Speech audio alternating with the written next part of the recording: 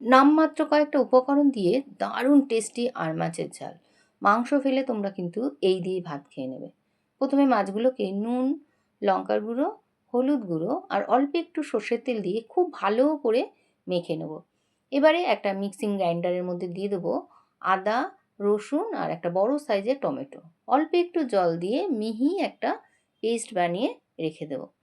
কড়াইতে সর্ষের তেল খুব ভালো করে গরম করে একটুখানি নুন দিয়ে দেবো, আর তারপরে মাছগুলোকে মোটামুটি লাল করে ভেজে তুলে নেব। আর এই সময় কিন্তু গ্যাসের ফ্লেমটা রয়েছে মিডিয়ামে, খুব বেশি কড়া করে ভাজবো না।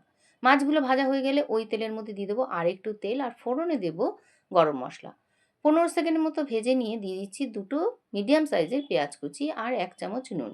পেঁয়াজটাকে ব্রাউন করে ভেজে নিয়ে দিয়ে দেবো বেটে রাখা মশলা, অল্প একটু জল, কাশ্মীরি লঙ্কার গুঁড়ো, লাল লঙ্কার গুঁড়ো, হলুদ গুঁড়ো দিয়ে একটুখানি মিশিয়ে নিয়ে ঢাকা দিয়ে 5 মিনিট রাখবো।